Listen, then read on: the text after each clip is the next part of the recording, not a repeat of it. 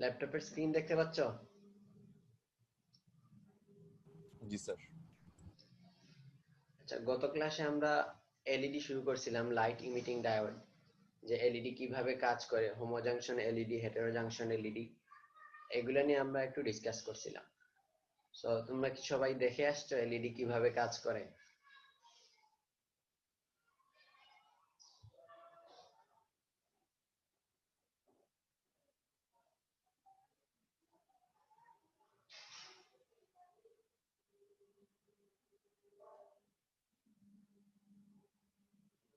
আচ্ছা, আমি একটু জিজ্ঞেস করি তাহলে। মোহাম্মদ রাকিবুল ইসলাম, রোল নাম্বার 44।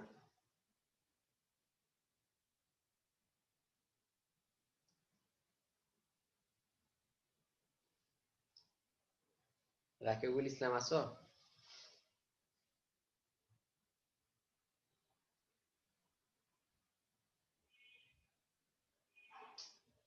আমি তো দেখতে পাচ্ছি রাকিবুল ইসলাম, সে কি নাই?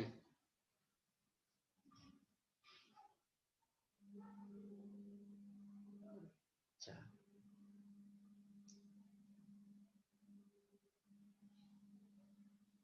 তাহলে জয়প্রকাশ,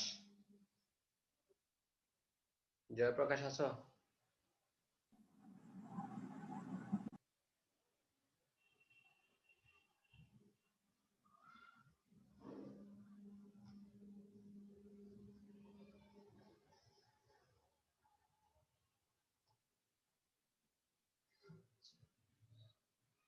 জয়প্রকাশও নাই। তাহলে মোহাম্মদ মঞ্জুরুল ইসলাম বলো, মঞ্জুরুল ইসলাম।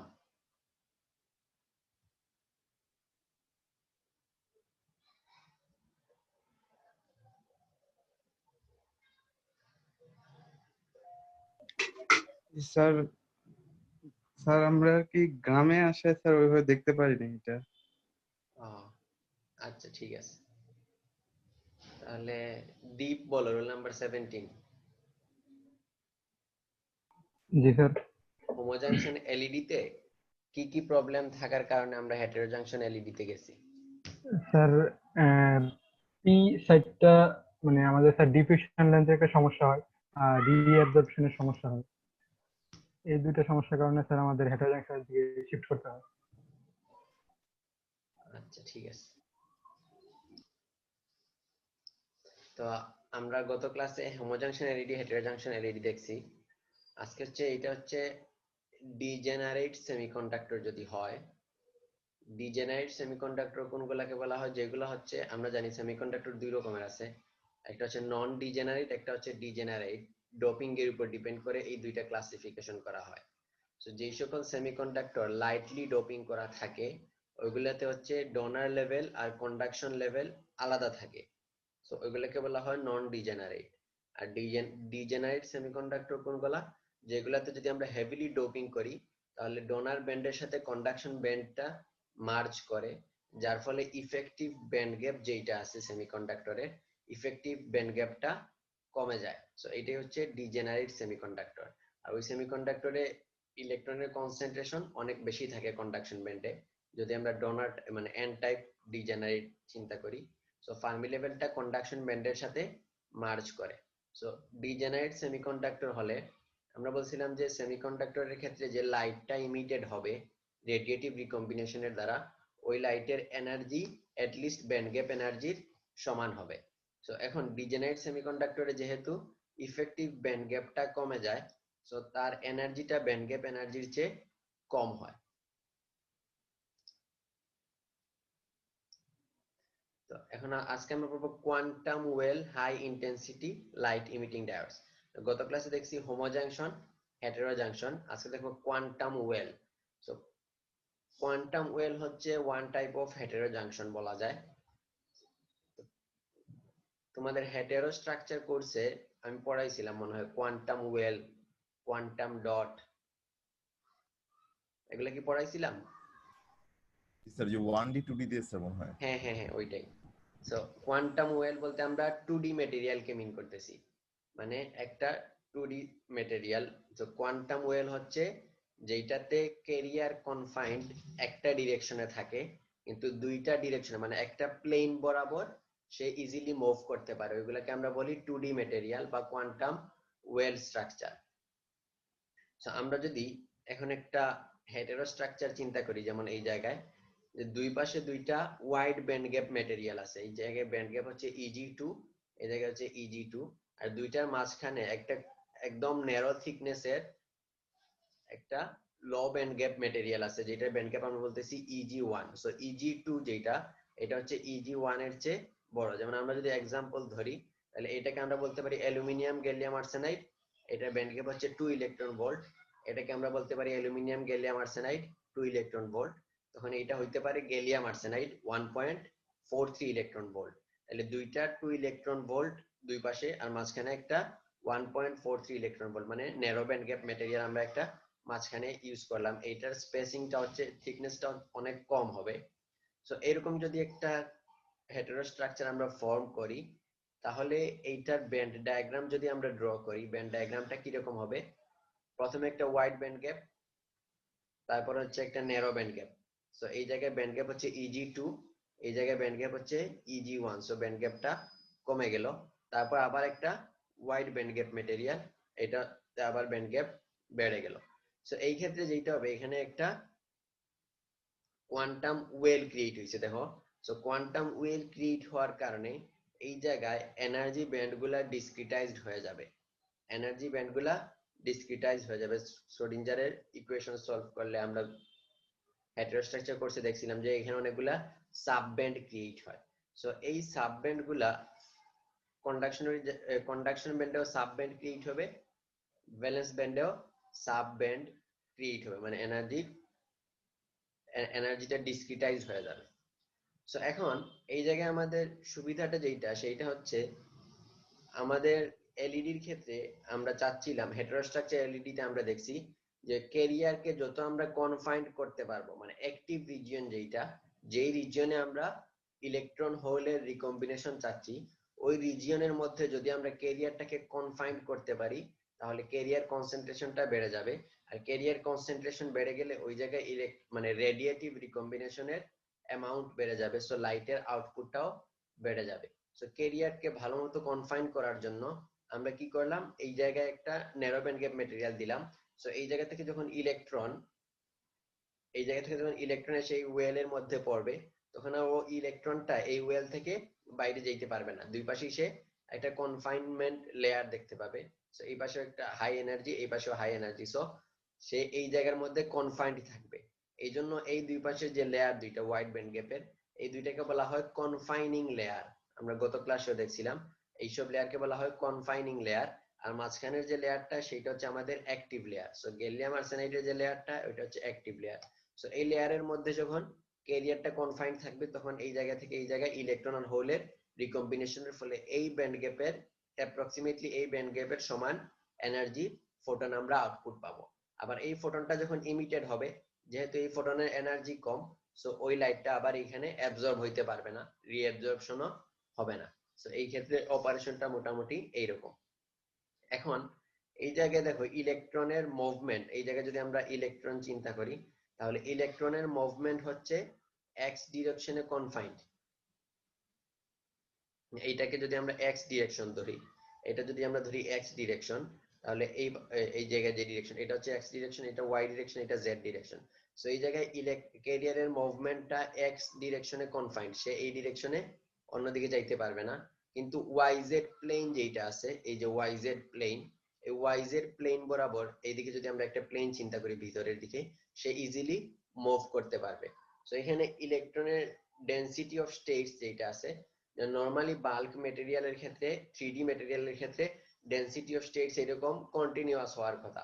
যে কন্ডাকশন ব্যান্ড আর ভ্যালেন্স ব্যান্ডের মাঝখানে আমরা জানি যে এই জায়গায় কোনো এনার্জি স্টেটস থাকে না, কিন্তু কন্ডাকশন ব্যান্ডের উপরে এরকম কন্টিনিউয়াস এনার্জি স্টেট থাকে। সিমিলারলি ভ্যালেন্স ব্যান্ডের নিচে এরকম কন্টিনিউয়াস এনার্জি স্টেট থাকে। কিন্তু এই জায়গার মধ্যে যেহেতু আমরা এনার্জি মুভমেন্টটাকে কনফাইন করে ফেলছি, সো এখন আর আমাদের এরকম কন্টিনিউয়াস এনার্জি স্টেট থাকবে না, মানে ডেনসিটি অফ স্টেটস যেটা আছে ওইটা ডিসক্রিটাইজ হয়ে যাবে। সো একটা সাবব্যান্ড E1, এটাতে একটা পার্টিকুলার ডেনসিটি অফ স্টেটস থাকবে, তারপর আবার একটা স্টেপ ইনক্রিজ হবে E2 এনার্জিতে থাকবে, এরকম করে প্রত্যেকটা এরকম সাব ব্যান্ড এনার্জি যেগুলো আছে ওই এনার্জির করেসপন্ডিং ডেনসিটি অফ স্টেটস থাকবে। সো এই জায়গার মধ্যে ইলেকট্রন হয় এই ব্যান্ডে থাকবে, আদারওয়াইজ এই ব্যান্ডে থাকবে, আদারওয়াইজ এই ব্যান্ডে থাকবে, এরকম করে ইলেকট্রন থাকতে পারে। সো এই যে সাব ব্যান্ড এনার্জি, এটা বের করার জন্য যে ইকুয়েশনটা আছে energy in a 1D quantum well, এটা হচ্ছে এই ইকুয়েশনটা En equals to EC plus h square n square by 8 me star d square। এখানে এটা হচ্ছে effective mass of electron, d হচ্ছে কোয়ান্টাম ওয়েলের থিকনেস ইন x ডিরেকশন, এই ডিরেকশনে থিকনেসটা হচ্ছে d, আর h car square ky kz এগুলো হচ্ছে কি wave vector of the electron along y and z direction. দেখো আমরা কিন্তু ky and kz নিছি, kx নেই নাই, কারণটাই হচ্ছে কি এগুলো হচ্ছে ইলেকট্রনের ওয়েভ ভেক্টর, ইলেকট্রন হচ্ছে ওয়াইজ এর প্লেনে মুভ করতে পারতেছে। সো ওয়েভ ভেক্টরটা শুধু ky and kz মানে এই দুইটা ডিরেকশনে থাকবে। তো এই ইকুয়েশন ইউজ করে n equals to 1 এর জন্য আমরা যেটা পাবো এটা হবে E1 first subband, n equals to 2 এর জন্য আমরা যে এনার্জিটা পাবো সেটা হবে E2। এই জায়গায় EC কে রেফারেন্স ধরা হয়েছে। সো এইরকম করে আমরা প্রত্যেকটা সাবব্যান্ড বের করতে পারবো। এই ওয়েলের মধ্যে কতগুলা সাবব্যান্ড সম্ভব এটা আমরা বের করতে পারবো এই জায়গায়। যেমন সাপোজ এই জায়গায় এই মানে এটা যদি আমরা ধরি 2 ইলেকট্রন ভোল্ট, এটা যদি ধরি 1.43 ইলেকট্রন ভোল্ট, তাহলে ডেল ইসি মানে এই কন্ডাকশন ব্যান্ড আর এই কন্ডাকশন ব্যান্ডের মধ্যে এনার্জি ডিফারেন্সটা কত হবে এইটা আমরা বের করতে পারবো। তারপরে ওই এনার্জি ডিফারেন্সের মধ্যে কতগুলা সাব ব্যান্ড সম্ভব এই জায়গা থেকে এই ইকুয়েশন থেকে বের করা যাবে। যেমন suppose E1 n equals to 1 এর জন্য পাইলাম এই জায়গায় একটা, n equals to 2 এর জন্য এই জায়গায় একটা, n equals to 3 এর জন্য এই জায়গায় একটা পাইলাম। এখন যদি n equals to 4 বসাই তাহলে এনার্জিটা আরো বেড়ে যাবে। সো এটা ওইটার কন্ডাকশন মানে ওয়েলের বাইরে চলে যাবে। সো ওই জায়গায় আমরা কোনো সাব ব্যান্ড পাবো না। এরকম করে কন্ডাকশন ব্যান্ডেও সাব ব্যান্ড পাবো, সিমিলারলি ভ্যালেন্স ব্যান্ডেও এরকম সাব ব্যান্ড ক্রিয়েটেড হবে। সো এটা হচ্ছে ওয়াইজ এর ডিরেকশনে যদি আমরা এটা প্লট করি যে ওয়েভ প্রপাগেশন ভেক্টরের সাথে ইলেকট্রনের ডেনসিটি যদি প্লট করি তাহলে ওয়াইজ এর ডিরেকশনে কিন্তু এটা কন্টিনিউয়াসলি মুভ করতেছে। সো এই জায়গায় এই কার্ভটা কন্টিনিউয়াস হবে, ডিসক্রিট হবে না। সো এখন এই জায়গা থেকে যে এই যে মানে এই যে ওয়েলের মধ্যে ইলেকট্রন যেহেতু একটা ডিরেকশনে কনফাইন্ড, দুইটা ডিরেকশনে মুভ করতে পারতেছে, এই জন্য এই জায়গায় মানে এই স্ট্রাকচারকে বলা হয় টু ডাইমেনশনাল ইলেকট্রন গ্যাস বা 2D ইজি বা 2D মেটেরিয়ালও বলা হয় অনেক ক্ষেত্রে। এটা হচ্ছে টু ডাইমেনশনাল ইলেকট্রন গ্যাস। এখন এই জায়গায় যে এনার্জির ফোটনটা রিলিজ হবে ওইটা হচ্ছে ব্যান্ড গ্যাপ এনার্জির চেয়ে বেশি হবে, কারণ একদম ব্যান্ড এজে আমাদের কোনো ডেনসিটি অফ স্টেটস নাই। ব্যান্ড এজে আমাদের হচ্ছে n equals to 1 এ আছে, মানে E1 এ আছে আর E1 প্রাইমে আছে। সো যখন এই জায়গায় রেডিয়েটিভ রিকম্বিনেশন হবে তখন মিনিমামটা হবে E1 থেকে E1 প্রাইমে। সো যে এনার্জিটা রিলিজ হবে ওই এনার্জিটা হবে এই E1 টু E1 প্রাইম এই ডিফারেন্সের সমান। এই জায়গায় অনেকে মিস্টেক করে যদি মানে ম্যাথমেটিক্যাল ক্যালকুলেশনের সময় যে একটা কোয়ান্টাম ওয়েলের যে এলইডি কি রকমের লাইট আউটপুট দিবে ওইটা বের করার ক্ষেত্রে যদি আমরা শুধুমাত্র ব্যান্ড গ্যাপ এনার্জি নিয়ে ক্যালকুলেট করি তাহলে ওইটা মিসলিডিং হবে। আমাদের ব্যান্ড গ্যাপ এনার্জির সাথে এই এনার্জি প্লাস এই এনার্জি এই দুইটা অ্যাড করে টোটাল এনার্জির করেসপন্ডিং ফোটন জেনারেট হবে। এখন ইলেকট্রনের যে ট্রানজিশন হবে ওইটার জন্য একটা রুল আছে, এটা হচ্ছে কোয়ান্টাম ওয়েলে সিলেকশন রুল। সিলেকশন রুলটা হচ্ছে কি যে n equals to 1 সাবব্যান্ডের যে ইলেকট্রন আছে এটা শুধুমাত্র n prime equals to 1 যে ভ্যালেন্স ব্যান্ডের সাবব্যান্ড আছে ওইটার সাথে রিকম্বাইন করতে পারবে। সিমিলারলি n equals to 2 এরটা শুধুমাত্র n prime equals to 2 এর সাথে রিকম্বাইন করতে পারবে। এটাকে বলা হয় সিলেকশন রুল। মানে n equals to 1 to n prime equals to 1 allowed, আবার n equals to 2 to n prime equals to 2 এটাও allowed, কিন্তু 1 থেকে 2 তে বা 2 থেকে 1 এ এই ট্রানজিশনটা allowed না। তো এই রুলটাকে বলা হয় কোয়ান্টাম ওয়েলে ইলেকট্রন মানে ক্যারিয়ারের সিলেকশন রুল। এখন এখানে আমরা শুধুমাত্র একটা কোয়ান্টাম ওয়েল বলতেছি, মানে এই স্ট্রাকচারে একটা মাত্র কোয়ান্টাম ওয়েল আছে। সো এই স্ট্রাকচারকে বলা হয় সিঙ্গেল কোয়ান্টাম ওয়েল SQW। এবং সিঙ্গেল কোয়ান্টাম ওয়েলে একটা প্রবলেম হচ্ছে কি যে যদি আমরা সাফিসিয়েন্টলি লার্জ কারেন্ট দিই, এই জায়গায় দেখো আমরা যখন এখানে পজিটিভ ভোল্টেজ বা মানে বায়াসিং অ্যাপ্লাই করছি বা কারেন্ট অ্যাপ্লাই করছি, তখন এইদিকে কারেন্ট অ্যাপ্লাই করার ফলে ইলেকট্রন গুলো এখানে এসে ওয়েলের মধ্যে পড়তেছে, আসার পরে এখানে কনফাইন্ড হয়ে গেছে। এখন যদি আমরা কারেন্টের পরিমাণ বাড়ায় দিই, আস্তে আস্তে যদি কারেন্ট বাড়াইতে থাকি, তাহলে এই ওয়েলের মধ্যে ইলেকট্রনের কনসেন্ট্রেশনটা আস্তে আস্তে বাড়তে থাকবে। সো কারেন্ট যত বাড়বে এই জায়গায় কম টাইমের মধ্যে বেশি নাম্বার অফ ইলেকট্রনস থাকবে। সো এখানে প্রবলেমটা হচ্ছে কি, under A sufficiently large current the well can be flooded with charge carriers and can overflow. So current যদি অনেক বেশি হয়, তাহলে এই জায়গায় কি হবে, ক্যারিয়ারের ওভারফ্লো হইতে পারে, মানে ক্যারিয়ারটা ওভারফ্লো করে তখন আর এই জায়গায় কনফাইন থাকবে না, এই দিক দিয়ে বের হয়ে যাইতে পারে। সো এইটা হচ্ছে সিঙ্গেল কোয়ান্টাম ওয়েলের একটা প্রবলেম, যে কারেন্ট যদি লার্জ কারেন্ট হইলে এই জায়গায় ওভারফ্লো হওয়ার চান্স থাকে। আর ওভারফ্লো হইলে আমার নাম্বার অফ ক্যারিয়ার্স কমে যাবে। মানে কারেন্টের সাথে আমরা নরমালি বলছি কি, কারেন্ট বাড়াইলে আউটপুট বাড়ার কথা, মানে অপটিক্যাল আউটপুটটা বেশি পাওয়ার কথা, কিন্তু এই জায়গায় কারেন্ট বাড়ানোর ফলেও অপটিক্যাল আউটপুট আমি বেশি পাবো না, কারণ ওভারফ্লো হয়ে যাবে। সো এইটা হচ্ছে সিঙ্গেল কোয়ান্টাম ওয়েলের একটা প্রবলেম। সো এই প্রবলেমটা সলভ করার জন্য আমরা সেভারাল কোয়ান্টাম ওয়েলস ইউজ করতে পারি, বা মাল্টি কোয়ান্টাম ওয়েল স্ট্রাকচার বলে, যেটাকে MQW। মানে এই জায়গায় এই কার্ভটা যদি খেয়াল করো, যে লাইট আউটপুট পাওয়ার আর এদিকে হচ্ছে কারেন্ট, ইলেকট্রিক কারেন্ট। তো কারেন্ট বাড়ানোর সাথে সাথে নরমালি হচ্ছে লাইটের আউটপুট পাওয়ার এই স্ট্রেট লাইন বরাবর বাড়ার কথা, কিন্তু এই জায়গায় প্রবলেম যেটা হচ্ছে সেটা হচ্ছে যদি ওভারফ্লো হয়ে যায়, তাহলে ওভারফ্লো হইলে আমি কারেন্ট বাড়ানোর ফলেও আউটপুট পাওয়ার আর বেশি বাড়বে না, এখানে স্যাচুরেটেড হয়ে যাবে। সো এটা হচ্ছে সিঙ্গেল কোয়ান্টাম ওয়েলের প্রবলেম। সো এই প্রবলেমটা সলভ করার জন্য আমরা কি করলাম, এই কোয়ান্টাম ওয়েলের পরে আমরা আরেকটা কোয়ান্টাম ওয়েল ক্রিয়েট করলাম। যে আগে ছিল আমাদের দুইটা হেটেরো জাংশন, এই জায়গায় ধরছিলাম অ্যালুমিনিয়াম গ্যালিয়াম আর্সেনাইড, এই জায়গায় গ্যালিয়াম আর্সেনাইড, পরে অ্যালুমিনিয়াম গ্যালিয়াম আর্সেনাইড, সো একটা কোয়ান্টাম ওয়েল। এখন আমরা কি করলাম, এই অ্যালুমিনিয়াম গ্যালিয়াম আর্সেনাইডের পরে আরেকটা গ্যালিয়াম আর্সেনাইড লেয়ার নিলাম, তো ওইটার পরে আরেকটা অ্যালুমিনিয়াম গ্যালিয়াম আর্সেনাইড লেয়ার নিলাম। সো এরকম করে আমরা অনেকগুলা কোয়ান্টাম ওয়েল ক্রিয়েট করতে পারি। সো এই যে স্ট্রাকচারটা হবে, এটা হবে মাল্টি কোয়ান্টাম ওয়েল বা MQW। সো এটাতে আমাদের অ্যাডভান্টেজটা কি, অ্যাডভান্টেজটা হবে যদি আমাদের এখন আর ওভারফ্লো প্রবলেমটা আগের চেয়ে কমে যাবে, ওভারফ্লো প্রবলেমটা থাকবে না। কারেন্ট বাড়ানোর ফলে যদি এই ওয়েলে ওভারফ্লো হয়, তাহলে এই ক্যারিয়ার গুলা এই ওয়েলে আইসা জমা হবে, সিমিলারলি এই ওয়েলে ওভারফ্লো হইলে পরের ওয়েলে আইসা জমা হবে। সো এই জন্য আবার আমাদের নাম্বার অফ ওয়েলস বেশি থাকার কারণে অ্যাক্টিভ রিজিয়ন বেশি থাকবে। অ্যাক্টিভ রিজিয়ন বেশি থাকলে লাইটের আউটপুট সিঙ্গেল কোয়ান্টাম ওয়েলের চেয়ে অনেক বেশি পাবো, যে এই কার্ভটা দেখলেই বোঝা যাচ্ছে মাল্টি কোয়ান্টাম ওয়েলে আউটপুট অনেক বেশি সিঙ্গেল কোয়ান্টাম ওয়েলের চেয়ে। সো এইটা হচ্ছে মাল্টি কোয়ান্টাম ওয়েলের সুবিধা। এখন এই জায়গায় একটা কোয়ান্টাম ওয়েল থেকে আরেকটা কোয়ান্টাম ওয়েলের ডিফারেন্স কতটুকু থাকতে হবে।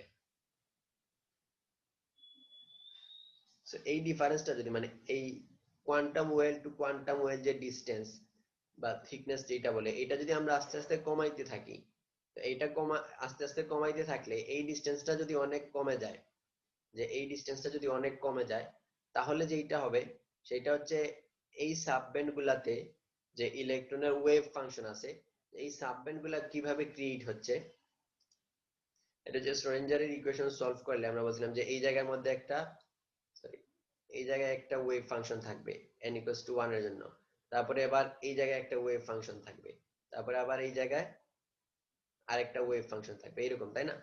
তো এই যে ওয়েভ ফাংশন গুলো আছে, আমরা যদি এই ডিসটেন্সটা আরো কমায় দেই, তাহলে কি হবে, এই ওয়েলের ওয়েভ ফাংশন আর এই ওয়েলের ওয়েভ ফাংশনের মধ্যে ইন্টারঅ্যাকশন যদি হইতে পারে, এই ডিসটেন্সে যদি আমরা নিয়ে আসি, তাহলে এই ওয়েভ ফাংশন গুলা একটা আরেকটার সাথে মার্জ করে একটা সুপারলেটিভ স্ট্রাকচার ক্রিয়েট করে।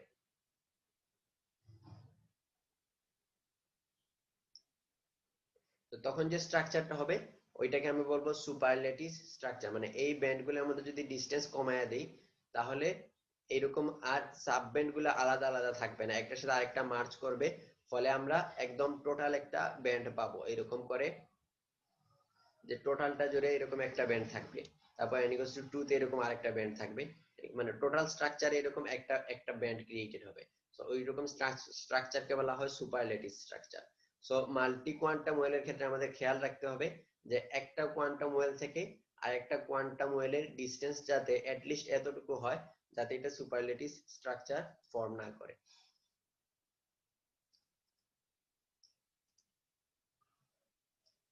স্যার একটা প্রশ্ন ছিল স্যার। হ্যাঁ বলো। স্যার যে মাল্টিপল কোয়ান্টাম ওয়ালে স্যার আপনার হচ্ছে ভিন্ন ভিন্ন ন্যারো ব্যান্ড গ্যাপ ম্যাটেরিয়াল কি ইউজ করা যাবে?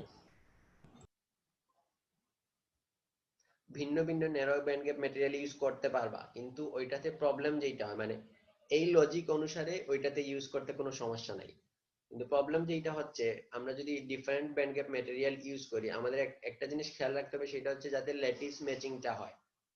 বুঝতে পারছো? যেমন এখানে আমরা অ্যালুমিনিয়াম গ্যালিয়াম আর্সেনাইডের এক্সাম্পল দেখাইছি, কারণ ওইগুলোর মধ্যে ল্যাটিস ম্যাচিং ভালো।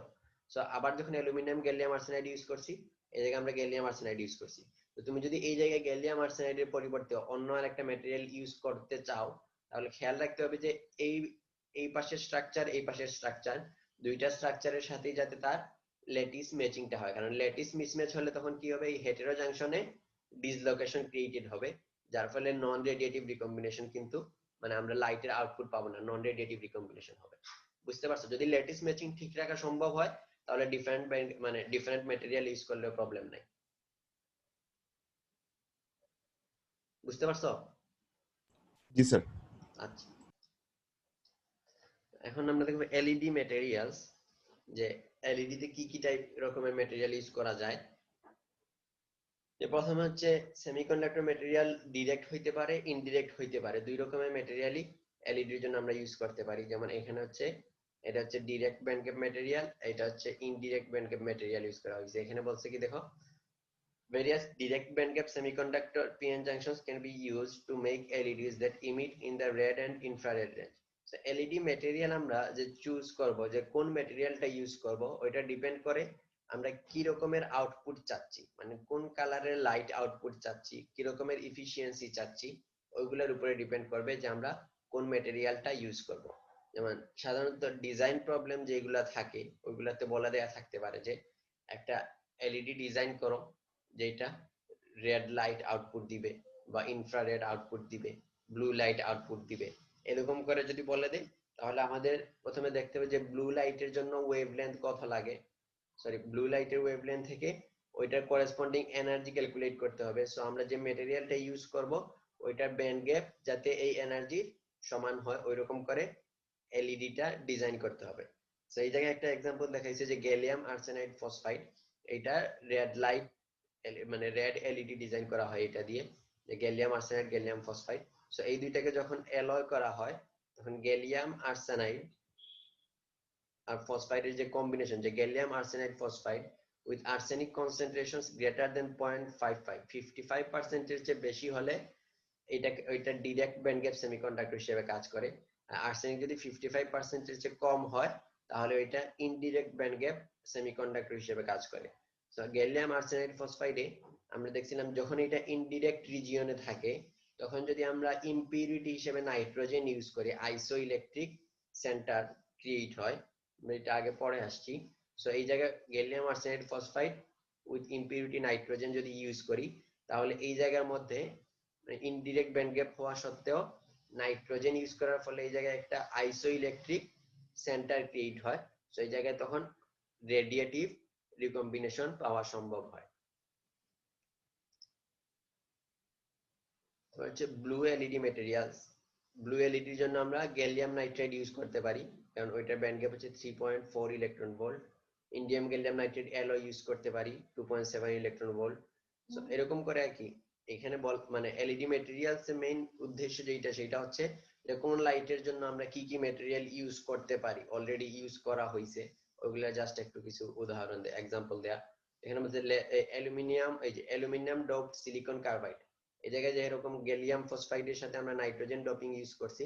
সো এই ক্ষেত্রে একটা আইসো ইলেকট্রিক মানে একটা লেভেল ক্রিয়েট হয়েছে যেটা হচ্ছে কন্ডাকশন ব্যান্ডের কাছে ডোনার লেভেলে। সিমিলারলি অ্যালুমিনিয়াম ডোপড সিলিকন কার্বাইডে যদি আমরা অ্যালুমিনিয়াম দিয়ে ডোপিং করি তাহলে এই জায়গায় একটা অ্যাকসেপ্টর লেভেল ক্রিয়েট হবে, আইসো ইলেকট্রিক অ্যাকসেপ্টর লেভেল। সো এটাও এইটার মতো কাজ করবে কিন্তু এখানে এটা অ্যাকসেপ্টর হিসেবে থাকবে। তো এরকম করে বিভিন্ন রকম ভাবে আমরা এলইডি ডিজাইন করতে পারি। যেমন red and infrared LED design করার জন্য যে 3 to 4 element alloys aluminium gallium arsenide X এর কম্পোজিশন লেস দেন 43%, এটা যদি ইউজ করি তাহলে 870 ন্যানোমিটারে আউটপুট পাবো। কম্পোজিশন, আবার এই কম্পোজিশন গুলো ভেরি করে 650 থেকে 870 ন্যানোমিটার পর্যন্ত আউটপুট পাওয়া সম্ভব। এভাবে আমরা টার্নারি, কোয়াটার্নারি, 3টা 4টা বিভিন্ন রকমের অ্যালয় ইউজ করে বিভিন্ন রেঞ্জে এলইডি ডিজাইন করতে পারি, বিভিন্ন রেঞ্জে আউটপুট পাওয়ার জন্য।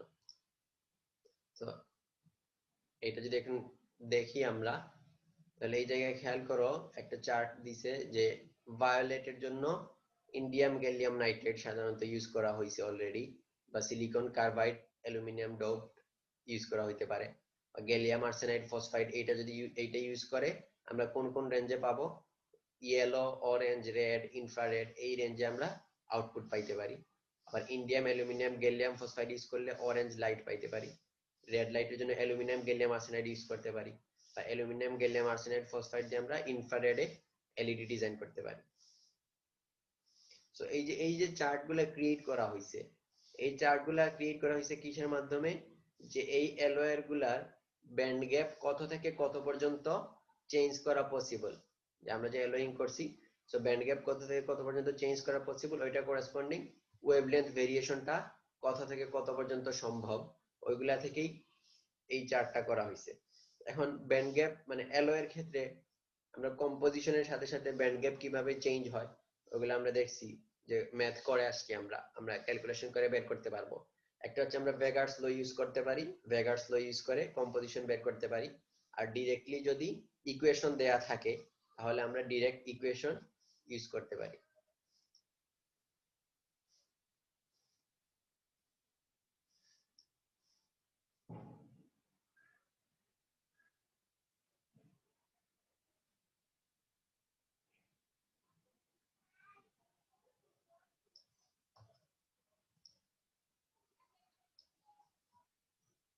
এই রিজিয়নটাকে যদি আমরা একটু জুম করি, ভিজিবল রেঞ্জটাকে, তাহলে এরকম করে দেখতে পারবো violet, blue, green, yellow, orange, red, যে কোন লাইটের জন্য কোন এলইডি আমরা মানে কোন সেমিকন্ডাক্টর দিয়ে এলইডি ডিজাইন করতে পারি। এগুলো এই স্ট্রাকচারটা আমরা পড়ছি অলরেডি, যে এই গ্রাফটা ছিল, এই গ্রাফের এই পোর্শনটুকু যদি আমরা একটু খেয়াল করি, এই পাশে হচ্ছে ল্যাটিস কনস্ট্যান্ট, এই পাশে হচ্ছে ব্যান্ড গ্যাপ। সব চেঞ্জটা কিভাবে হয়, এইটা হচ্ছে indirect band gap gallium phosphide, gallium arsenide হচ্ছে direct band gap indium phosphide, এটা হচ্ছে direct band gap indium arsenide, এটা হচ্ছে ডিরেক্ট ব্যান্ড গ্যাপ। এখন যদি আমরা এভাবে কানেক্ট করি যে gallium arsenide to indium arsenide, এই যে লাইনটা সলিড লাইন, এটা মিন করতেছে কি এই লাইন বরাবর যদি আমরা চেঞ্জ করতে থাকি তাহলে আমরা ইন্ডিয়াম গ্যালিয়াম আর্সেনাইড এই যে আছে এই অ্যালয়টা পাবো, ইন্ডিয়াম গ্যালিয়াম আর্সেনাইড অ্যালয়টা পাবো। এই বরাবর কম্পোজিশন চেঞ্জ হতে থাকবে। তো কম্পোজিশন চেঞ্জ হইতে থাকলে তার ব্যান্ড গ্যাপ 0.4 থেকে 1.4 ইলেকট্রন ভোল্ট পর্যন্ত চেঞ্জ হইতে থাকবে, ল্যাটিস কনস্ট্যান্ট চেঞ্জ হইতে থাকবে।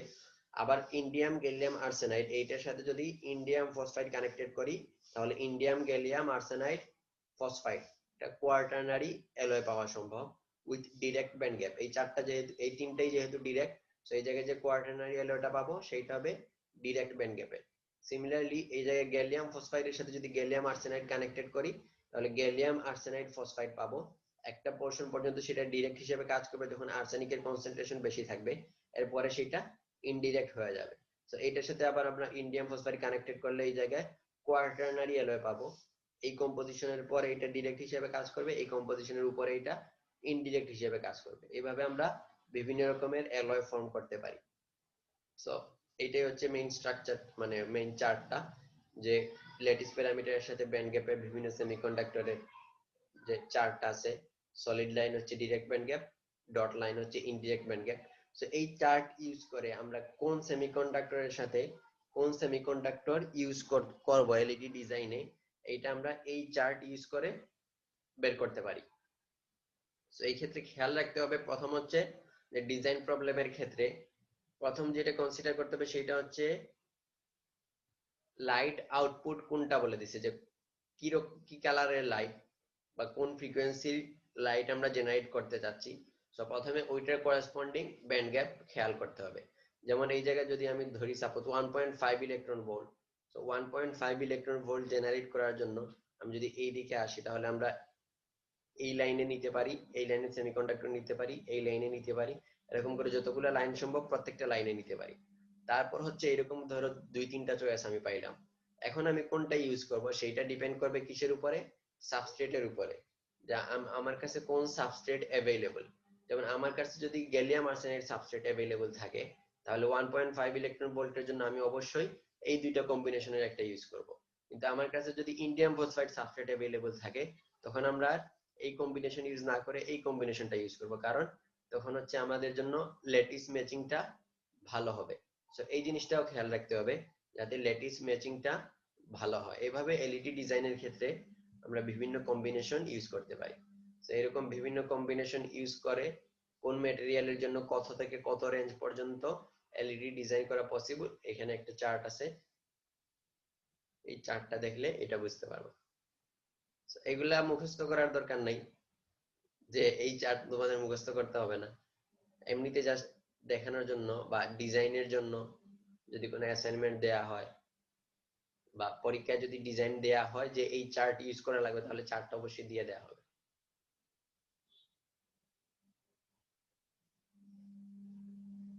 কিন্তু একদম কমন ম্যাটেরিয়াল যেগুলো আছে ওইগুলোর জন্য দেয়া নেওয়া থাকতে পারে।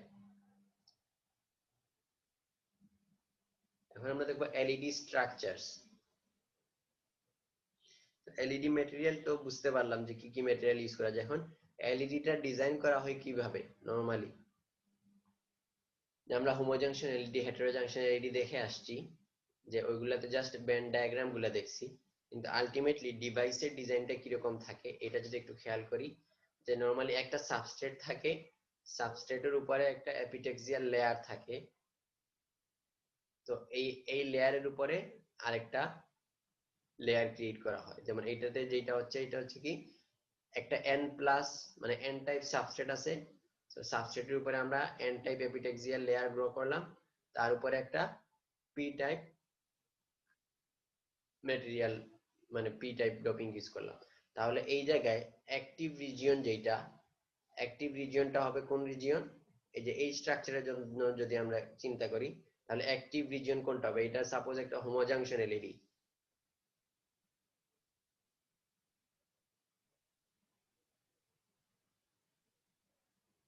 অ্যাক্টিভ রিজিয়ন কোনটা? সেটা হচ্ছে যেই রিজিয়নে ফোটন জেনারেট হবে সেটা হচ্ছে অ্যাক্টিভ রিজিয়ন। সো এই এনপি জাংশন, এই এনপি জাংশনটা হবে আমাদের অ্যাক্টিভ রিজিয়ন। এখন অ্যাক্টিভ রিজিয়নটা আমরা কিন্তু লাইট আউটপুট চাচ্ছি বাইরের দিকে, সো অ্যাক্টিভ রিজিয়নটা যাতে বেশি মানে বেশি পোরশন পি টাইপ ম্যাটেরিয়ালে থাকে ওইটার জন্য এই জায়গায় আমরা হেভিলি ডোপড ইউজ করছি এন প্লাস। কারণ অ্যাক্টিভ রিজিয়ন আমরা দেখছিলাম যে অ্যাক্টিভ রিজিয়ন হচ্ছে স্পেস চার্জ লেয়ার আর ইলেকট্রনের ডিফিউশন লেন্থ। সো আমরা যদি এই পাশে হেভিলি ডোপিং ইউজ করি এন প্লাস, তাহলে স্পেস চার্জ লেয়ার যেটা আছে ডিপ্লেশন লেয়ার সেইটা হচ্ছে তখন আর এই এন রিজিয়নে কম থাকবে। আমরা এগুলো পড়ছি যে যেই পাশে ডোপিং বেশি থাকে ওই পাশে হচ্ছে ডিপ্লেশন লেয়ারটা কম থাকবে। সো ডিপ্লেশন লেয়ারের ম্যাক্সিমাম পোরশন পি রিজিয়নে থাকবে। তো পি রিজিয়নে যদি থাকে তাহলে আমাদের অ্যাক্টিভ লেয়ারটা হবে পি টাইপ লেয়ার। সো এই জায়গা থেকে যে ফোটন জেনারেট হবে ওইটা তখন বাইরে লাইট আউটপুট আকারে বের হয়ে যাবে। সিমিলারলি এটা হচ্ছে আরেকটা স্ট্রাকচার, এখানে সাবস্ট্রেট আছে, এইটা এন টাইপ এপিটেক্সিয়াল লেয়ার, তার উপর পি টাইপ এপিটেক্সিয়াল লেয়ার ইউজ করা হয়েছে।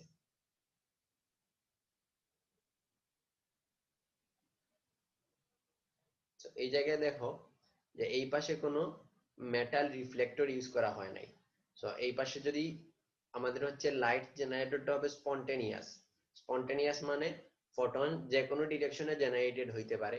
সো ম্যাক্সিমাম আমরা একদম মানে আউটপুট সারফেসের কাছাকাছি জেনারেট করতেছি, so maximum number of photon বের হয়ে যাবে, কিন্তু একটা তারপরেও একটা পোরশন ভিতরের দিকে চলে যাইতে পারে। সো ভিতরের দিকে যে পোরশন অফ লাইট যাবে সেইটা হচ্ছে এই জায়গার মধ্যে তখন অ্যাবজর্পশন হয়ে যাবে। তো এই অ্যাবজর্পশনটা আমরা কমানোর জন্য এই জায়গায় একটা মেটাল ইলেকট্রোড ইউজ করছি পুরাটা রিজিয়নে। সো এই জায়গায় যদি রিফ্লেক্টিং সারফেস থাকে তো এইখান থেকে লাইট রিফ্লেক্ট হয়ে বাইরের দিকে চলে আসবে।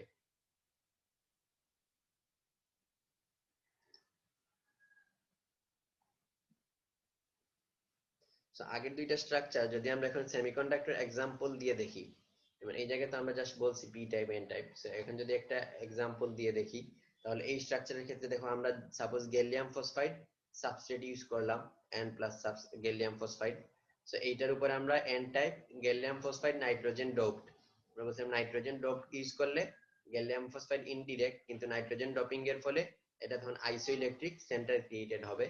সো এই জায়গায় আমরা ডিরেক্ট মানে রেডিয়েটিভ রিকম্বিনেশন পাবো।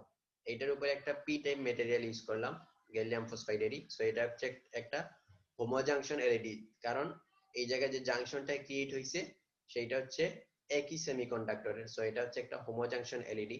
তো পরীক্ষায় যদি হোমো জাংশন এলইডি ডিজাইন করতে বলে তাহলে কিন্তু এটা খেয়াল রাখতে হবে এই জাংশনটা যাতে একই সেমিকন্ডাক্টরের হয়। সো এই জায়গায় দেখো পি টাইপ যে পজিটিভ টার্মিনাল সাইডে কানেক্টেড, আর এন টাইপ গুলা কিন্তু নেগেটিভ, মানে ব্যাটারি নেগেটিভ টার্মিনাল সাইডে কানেক্টেড, কারণ আমরা এই জায়গায় পজিটিভ বায়াস অ্যাপ্লাই করতেছি ব্যারিয়ারটা কমানোর জন্য। সো অ্যাক্টিভ লেয়ার, এই যে শেডেড রিজিয়নটা সেটা হচ্ছে আমাদের অ্যাক্টিভ রিজিয়ন। দেখো এই যে গ্রে শেডেড যেটা আছে এটার ম্যাক্সিমাম পোরশন পি টাইপ রিজিয়নে আছে, সো লাইট আউটপুটটা বাইরের দিকে চলে যাবে। সো এখানে আরেকটা স্ট্রাকচার, তো এখানে যেই লাইট ইমিটেড হচ্ছে এগুলোকে বলা হচ্ছে planer surface emitting Homo junction green light দিবে গ্যালিয়াম ফসফাইড নাইট্রোজেন এলইডি। দেখো এগুলো হচ্ছে সারফেস ইমিটিং এলইডি, মানে এই টোটাল সারফেস থেকে লাইট ইমিটেড হচ্ছে, সো এটা হচ্ছে সারফেস ইমিটিং এলইডি। আর লাইট যেহেতু একটা প্লেন থেকে ইমিটেড হচ্ছে এই জন্য এটাকে বলা হচ্ছে planer surface emitting Homo junction LED. তো এই স্ট্রাকচারটা এটা হচ্ছে কিসের এটা হচ্ছে একটা হেটেরো স্ট্রাকচার এলইডির জন্য, যে এই জায়গায় একটা গ্যালিয়াম আর্সেনাইড সাবস্ট্রেট আছে, সাবস্ট্রেটের উপরে এটা যেহেতু এন টাইপ, সাবস্ট্রেটের উপরে আমি কি ইউজ করলাম অ্যালুমিনিয়াম ইন্ডিয়াম ফসফাইড, এইটার উপরে অ্যালুমিনিয়াম গ্যালিয়াম ইন্ডিয়াম ফসফাইড, এর উপরে P type aluminium indium phosphide, তার উপরে হচ্ছে পি টাইপ গ্যালিয়াম ফসফাইড। তো এই জায়গায় খেয়াল করো অ্যাক্টিভ রিজিয়ন হচ্ছে এইটা অ্যালুমিনিয়াম গ্যালিয়াম ইন্ডিয়াম ফসফাইড, এটা হচ্ছে আমাদের অ্যাক্টিভ রিজিয়ন। হেটেরো স্ট্রাকচারের ক্ষেত্রে অ্যাক্টিভ রিজিয়ন দেখছি আমরা ন্যারো ব্যান্ড গ্যাপ হয়, তো এই স্ট্রাকচারটা অবশ্যই ন্যারো ব্যান্ড গ্যাপ হইতে হবে। যখন আমরা হেটেরো স্ট্রাকচার এলইডি ডিজাইন করব তখন অ্যাক্টিভ রিজিয়ন যেটা রাখবো ওইটা হচ্ছে অবশ্যই ন্যারো ব্যান্ড গ্যাপ ম্যাটেরিয়াল হইতে হবে, আমরা ব্যান্ড ডায়াগ্রামে দেখছি।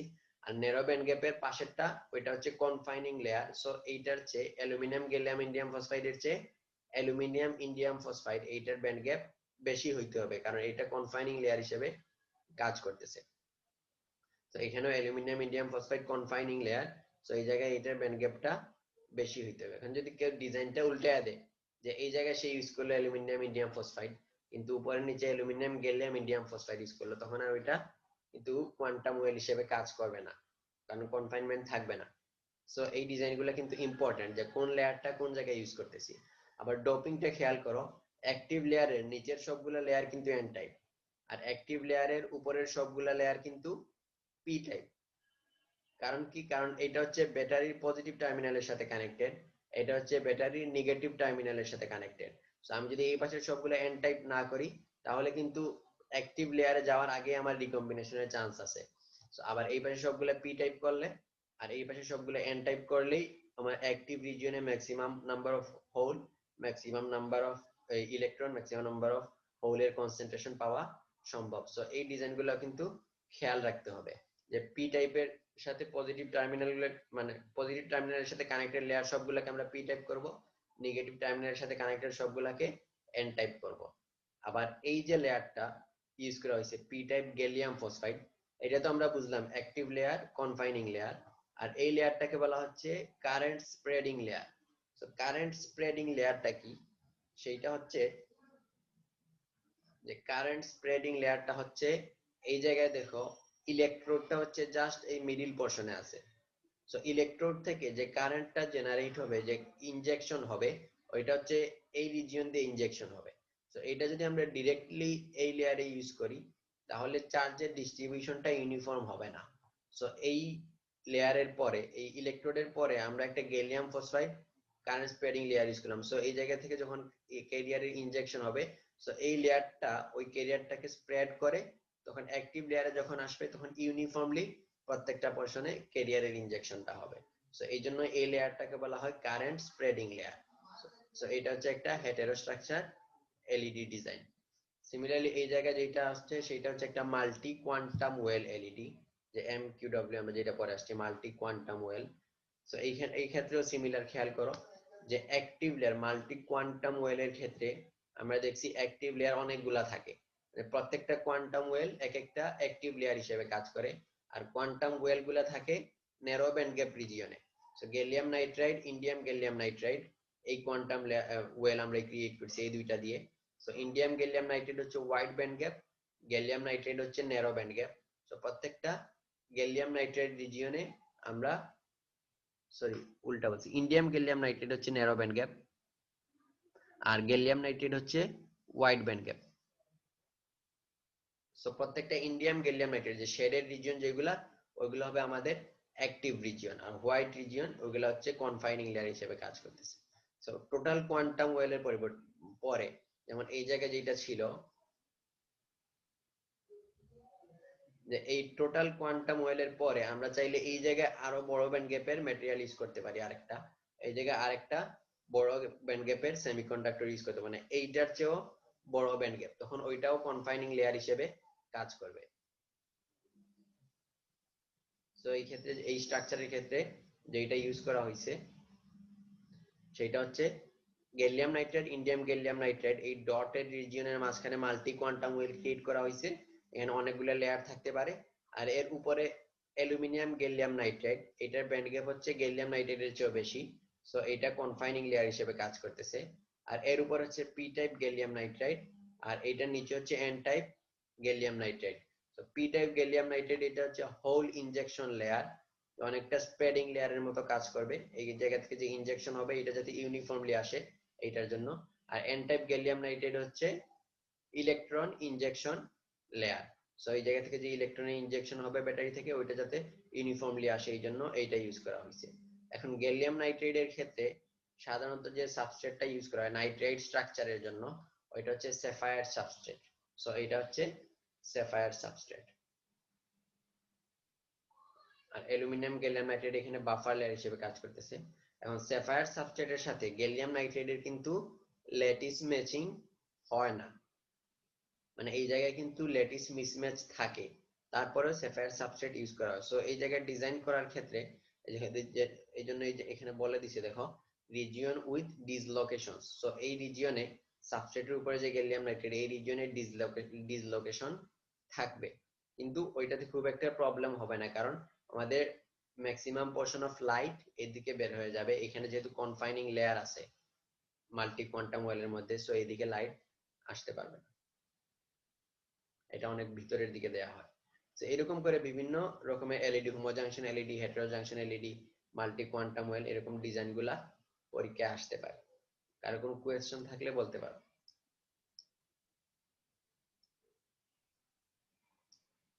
কারো কোনো কোয়েশ্চেন আছে?